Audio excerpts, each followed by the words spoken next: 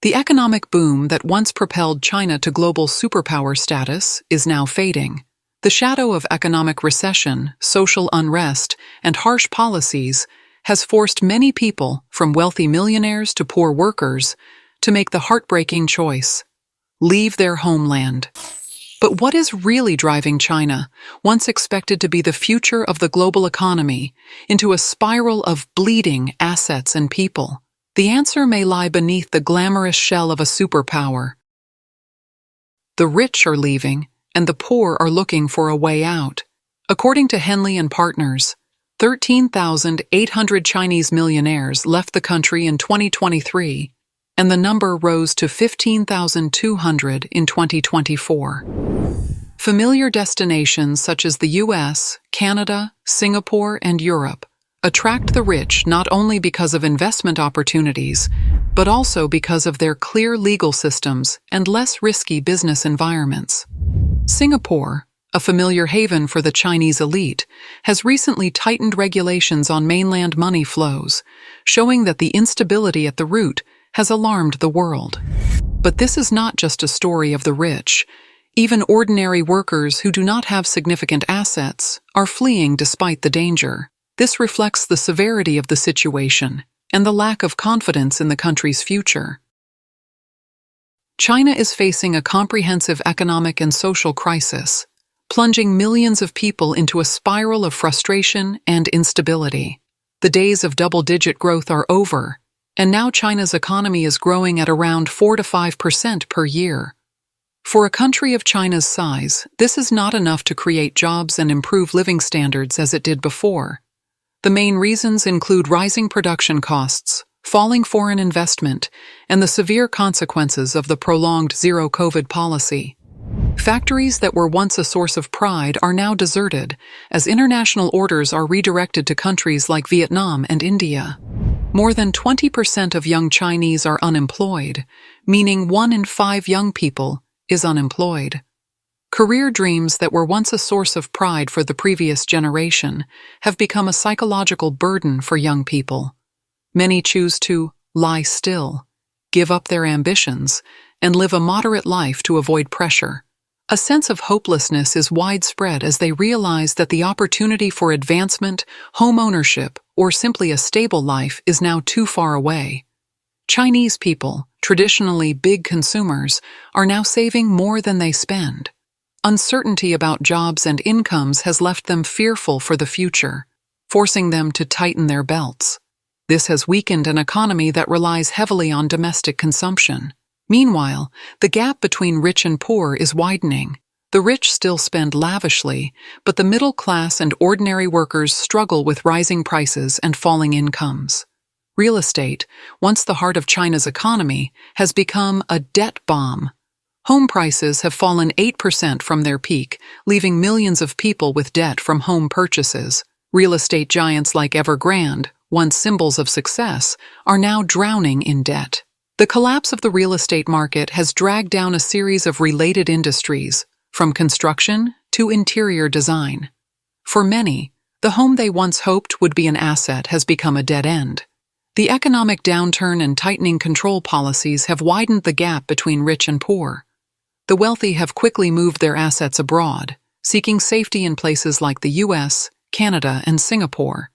Meanwhile, the middle class and ordinary workers have become increasingly mired in debt and insecurity. In addition, the Chinese government has tightened its control over key industries such as technology, finance, and education. Even once successful icons like Jack Ma have not escaped its grip. His infamous speech in 2020 led to his mysterious disappearance for 3 months, a stark reminder that personal safety and freedom are always luxuries on the mainland. For those who are not wealthy, leaving China is an even more dangerous journey. Xiang Wei, a 35-year-old man who lost everything during the pandemic, had to travel through multiple countries to reach the US in the hope of restarting his business. His story is a testament to the impasse faced by the middle class and ordinary workers. Similarly, Wang Qingwei, a former small business owner in Wenzhou, has had to trade everything, from property to his family's safety, to cross the border into the US. The journey through the jungle, facing robbery and risking their lives, is the price they must pay in exchange for opportunities in a new land. These stories are not just isolated incidents. They reflect an unprecedented and growing trend. According to statistics, the number of Chinese illegal immigrants to the U.S. in 2023 exceeded 37,000, a tenfold increase from the previous year. Notably, as legal routes have tightened, these migrants are also willing to risk crossing jungles and deserts, facing the threat of death. These images do not resemble a country hailed as a superpower, but rather a society gradually crumbling under internal pressure. With the massive migration of people, both legal and illegal, China faces its biggest question. Is this the beginning of a full-blown recession or just a temporary period of hardship? Economists say that when trust in the government and social system collapses, recovery will require not only economic improvements, but also a shift in leadership thinking. 2025 could be a major turning point for China. Can it regain the trust of its own people, or will it continue its slide into instability? Meanwhile, Apple has quietly shifted its supply chain to Vietnam and India, leaving an irreplaceable gap in China. In Suzhou, a city once known as the most powerful provincial manufacturing hub due to its abundant foreign investment, the situation is dire, with 20,000 companies closing in 2024 alone. Each company that leaves not only takes billions of dollars with it, but also leaves hundreds of thousands of workers unemployed. Once bustling shopping malls are now deserted, with many stores displaying for rent signs, but finding no interested tenants. Even a first-tier city like Shanghai is not immune to this trend. According to public data, 12,000 companies in Shanghai closed in the first half of 2024. Tech giants like SAP and IBM are no longer symbols of development, but rather the clearest signs of a shaky economy. Three main reasons have been identified to explain why foreign corporations are leaving China. First, rising political risks. Laws such as the anti-espionage law and the anti-Taiwan independence law have made foreign investors feel they could be targeted by the government at any time. Stories of foreign employees being detained or prosecuted have become increasingly common, making the business environment in China less safe. Second, declining consumption. With the domestic economy weakening and consumer spending falling, foreign companies that once relied on the billion-person market are finding it harder to make profits. Many Chinese consumers are even choosing to boycott foreign goods amid a rising wave of nationalism. Third, nationalism and domestic preferential policies. Domestic companies enjoy government protection and preferential treatment, while foreign companies face blatant discrimination. This creates an unfair competitive landscape, forcing large corporations to seek fairer markets. The withdrawal of foreign companies not only affects the working class, but also pushes even highly educated individuals into unemployment. Those who graduated from top universities, expecting a solid career, now face joblessness and an uncertain future. Factories that were once the pride of China are now abandoned, and workers are forced to settle for temporary jobs or fall into poverty. China is facing a new confrontation with President Trump. On January 20, 2025, President Donald Trump returns to the White House, an event that shocked the world. But for China, this is not just a notable day. It also marks the beginning of a difficult confrontation. If, during his first term, Trump made Beijing suffer through a trade war and tough policies, his return has now raised concerns about an even fiercer period. During the election campaign, Trump promised to continue hitting China hard, from trade and technology to military affairs. One of the statements that caused significant concern in Beijing was his plan to impose tariffs of up to 60% on Chinese goods. This is not an empty promise. In his previous term, the tariffs he imposed severely damaged the Chinese economy, forcing many international businesses to leave the country in search of more stable markets. But the issue extends beyond trade. Trump also pledged to curb China's technological rise, particularly targeting companies like Huawei and TikTok, citing national security concerns. His new administration is expected to continue imposing bans and sanctions aimed at limiting Beijing's access to high technology. Beijing prepared early for Trump's return, sending its vice president to his inauguration, an unprecedented gesture in U.S.-China relations. This olive branch signals a willingness to engage, alongside a shift to a softer diplomatic approach. China seeks better ties with U.S. allies like Japan and the EU while easing tensions with Washington. But is this change genuine, or just a tactic to navigate Trump's pressure? The U.S.-China rivalry now extends beyond trade to global influence, from the Pacific to Africa, technology to geopolitics. Trump's support for Taiwan, including F-35s and Patriot missiles, is a direct challenge to Beijing. How will China respond? It may boost investment in developing nations, expand the Belt and Road Initiative, or strengthen ties with U.S. allies. But can it withstand an increasingly assertive U.S.? China's economy is currently experiencing a severe recession, widespread unemployment, and numerous business bankruptcies. Many stores now sit deserted, with the once vibrant scenes of shopping centers becoming a thing of the past. Following the collapse of Carrefour, one of the top 3 supermarket chains under Suning Group, stores belonging to the famous supermarket chain RT Mart and the renowned Japanese Xi'an department store chain, which has been operating in Shanghai and Tianjin since 1997, have announced their closures. Metro China's Hutai Road store has also gone out of business and closed. The famous Shanghai City hypermarket, City Shop, which specializes in distributing high-end items and boutique brands, has also announced its closure. Recently, China's former retail giant, Suning Group, also failed to withstand the impact of the economic recession, and 3 of its subsidiaries have entered the bankruptcy reorganization process. The announcement released by the China National Enterprise Bankruptcy and Reorganization Case Information Network shows that the bankruptcy and reorganization case information, along with the first creditors meeting announcement for Suning Appliance Group, Suning Holdings Group, and Suning Real Estate Group, has been published. The first creditors meeting will be held online on April 2nd. The 3 companies were accepted for bankruptcy reorganization by the Nanjing Intermediate People's Court on January 26, with case numbers 2025, SU01 Bankruptcy 2, 3, and 4, respectively. According to the announcement from Suning.com, the company's shareholders, Suning Appliance Group and Suning Holdings Group, received the civil ruling delivered by the Nanjing Intermediate People's Court on January 26, ruling to accept the reorganization application filed by relevant creditors against the above shareholders.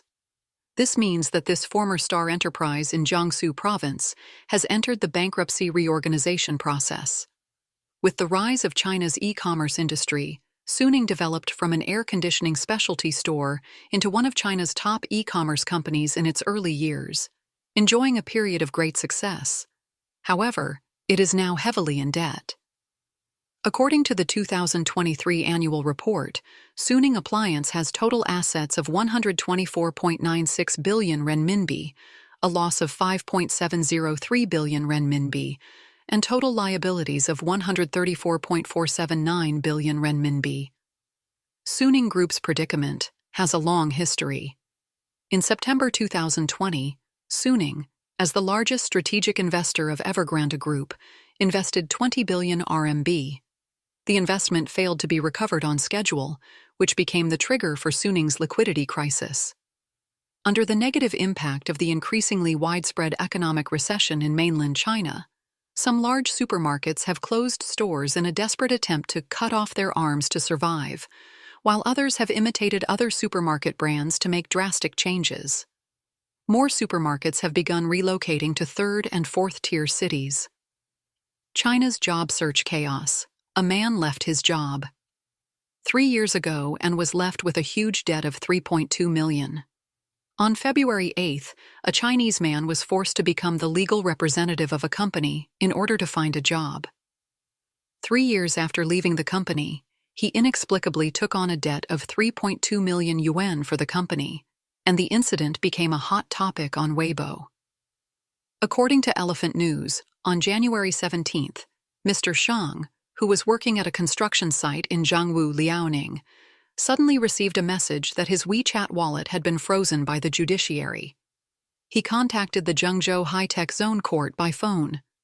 To understand the situation, Mr. Xi'an went to Zhengzhou on January 20th and learned that the reason he had received the court summons was because of the company he had previously worked for. Mr. Xi'an said that in 2020, after 3 months of internship at Wuhan Kunda Trading Converter Limited, hereinafter referred to as Wuhan Kunda, he was informed that he could become a regular employee. However, the company required him to be affiliated with the legal representative of the Shenzhen branch to obtain the position. If he refused, he would not be able to join the company. The company's Human Resources Department assured him that all employees were affiliated with the company, and there was no need to worry. At the time, Mr. Xi'an had been unemployed for a long period, so he agreed to the company's request and became the legal representative of Shenzhen Yuancheng Trading Converter Limited, hereinafter referred to as Shenzhen Yuancheng, holding 80% of the shares. In 2022, Mr. Xi'an resigned from the company and requested to be removed as the legal representative of Shenzhen Yuancheng. However, in April 2023, he discovered that he was still listed as the legal representative. So I reported it on the personal tax app, and then in July, I found that the legal representative had finally been changed. Mr. Xi'an originally thought the matter was settled, but he never expected that 3 years after his resignation, he would be held responsible for a massive debt of 3.2 million yuan for Shenzhen Yuancheng. According to reports, in 2022, Zhengzhou KFC Corner Limited signed a 3.2 million yuan lease contract with Shenzhen Yuancheng. However, after receiving the payment, Shenzhen Yuancheng failed to deliver the store as agreed. In 2024, KFC Zhengzhou sued Shenzhen Yuancheng, but found that the company had no assets available for execution. As a result, in December 2024, KFC Zhengzhou filed an additional motion to hold 10 individuals, including Mr. Xi'an, accountable for the debt. I know being a legal representative carries risks, but I never imagined the risk would be this severe, Mr. Xi'an said. Even if I work hard for a whole year, I can only earn 70,000 to 80,000 yuan.